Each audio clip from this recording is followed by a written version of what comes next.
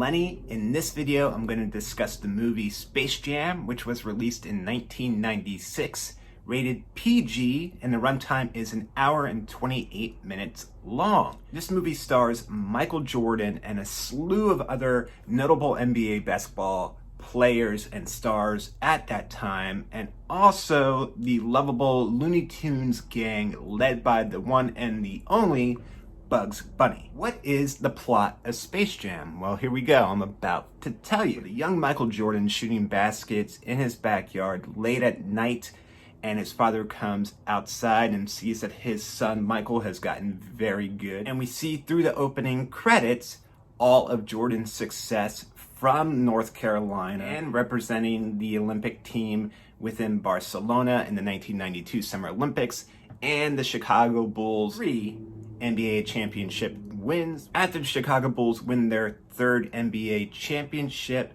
Michael Jordan, within the film, is giving a press conference where he decides to retire. He's going to pursue the sport of baseball, which was his first love growing up. Meanwhile, way out in outer space, there is a planet that has an amusement park on it called Moron Mountain. Very strict and villainous Swackhammer, voiced by Danny DeVito, runs this amusement park very aggressively. Working for Swackhammer and being treated very poorly are these tiny little creatures known as Nerdlucks, and there's about 5 of them. The Nerdlucks are given a task by Swackhammer to bring in new talent, to bring in something that's going to bring in the crowd. And the little Nerdlucks suggest the Looney Tunes. So Swackhammer has them go to Earth, and it's their job to capture, to bring back Bugs, any Looney Tune characters with them.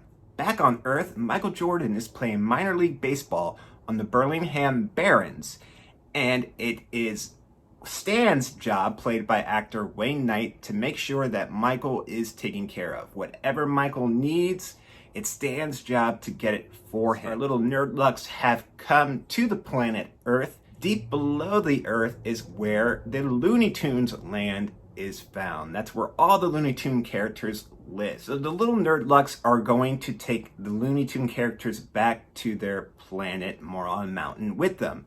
But Bugs comes up with the idea of, why don't you allow us to play for our freedom? Why don't we do a competition? We beat the Nerdlucks, you have to go home, we get to stay here. And the Nerdlucks agree. So Bugs and the crew decide best thing to do is, since these little Nerdlucks are again about this small, is to challenge them in the game of basketball. And if Bugs and the Looney Tune characters lose, they will go to Moron Mountain and basically be slaves there in the entertainment for the other aliens to see. Our 5 little Nerdluck aliens go to an NBA game, and they decide to steal the talent from a current roster of NBA players. What they do is they take the talent from them and put it into themselves. Charles Barkley, Larry Johnson, Sean Bradley, Muggsy Bogues, Patrick Ewing. Once the talent is taken from the NBA players, they can no longer play. They're trying to figure out what happened to them. Once the Nerdlucks have taken the talent from the 5 basketball players, they also grow in size immensely. They become so big, so strong, that the name of their basketball team is named the Monstars. Once the little Nerdlucks encompass the attributes and the talents of the NBA players that they took the powers from, they now have names themselves. The names of the Nerdlucks now change to Pound, Bang, Bupkis, Blanco, and Knot. The Monstars are now vastly more powerful than Bugs and his gang, so Bugs knows that he is in trouble, and there's only one friend that he can reach out to while playing golf. Michael gets a hole in one, and while reaching for his ball, gets sucked into the Looney Tunes world by Bugs and gang, and they explain their situation. So he agrees to be on the team Toon Squad to help out the Looney Tune characters so that they can earn their freedom from the Nerdlucks. Very quickly, our gang sees that they have their hands full because they fall behind drastically. The Monstars are a very tough team to beat, and Michael can't do it alone. He could, but movie purposes, he can't do it alone. Before the game is over, Michael decides to up the ante a little bit more. He offers himself up if the Toon Squad loses. The Looney Tune characters would still be free. Michael would get taken to Moron Mountain, where he would be an exhibit used to sign autographs all day long, and customers can pay to play basketball against his airness, where he would lose every single game. Swaghammer, not able to pass this deal up, agrees. They shake on it. Once all the Looney Tune characters have succumbed to injury, they are going to forfeit the game unless they can find another fifth man.